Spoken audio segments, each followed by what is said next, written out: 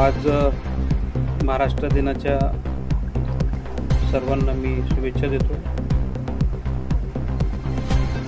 महाराष्ट्र दिनाच्या औचित्य साधून महाराष्ट्र शासनाने मागील काही दिवसांपासून सुरू असलेला एक धोरणात्मक कार्यक्रम माननीय मुख्यमंत्री साहेब यांच्या आदेशाने प्रत्येक मंत्रालयाच्या अनुषंगाने विविध धोरणात्मक निर्णय घेण्याकरिता एक उपक्रम महाराष्ट्र शासनाने सुरू केला होता आणि त्याच अनुषंगाने महाराष्ट्र शासनाने आज 1 मे महाराष्ट्र दिनाचा औचित्य साधून ऑनलाईन अहवाल ते 100 दिवसाच्या कार्यक्रमाचा ऑनलाईन एक अहवाल आपल्या वेबसाईटवर जाहीर केला आहे। त्यात एकूण 48 जे विभाग आहे त्या विभागाचा अहवाल यामध्ये आपल्याला पाहायला मिळणार आहे।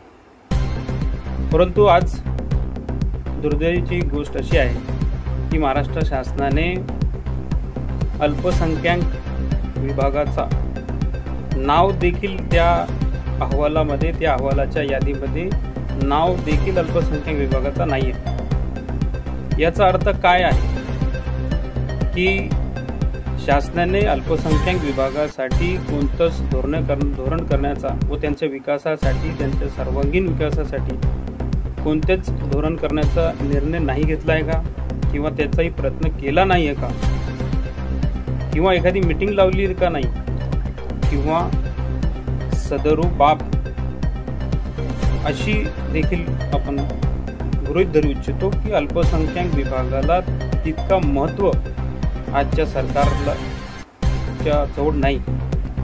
असे बरेचसे प्रश्न या अहवालानंतर उपस्थित होत आहे। एक अल्पसंख्याक महाराष्ट्रीयन असल्याच्या नात्याने महाराष्ट्र सरकारला विनंती आहे की मागील 4-5 वर्षापासून अल्पसंख्याक विभागाशी माननीय मुख्यमंत्री साहेबांशी किंवा महाराष्ट्र शासनाची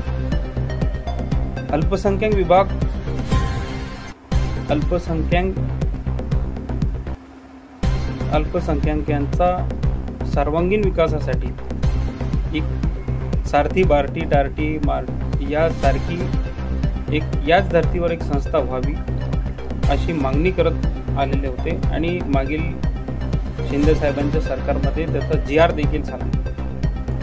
परंतु आणि त्याच्यानंतर विविध समाजाच्या घटकांना फुलोमध्ये आणण्यासाठी असे GR झाले।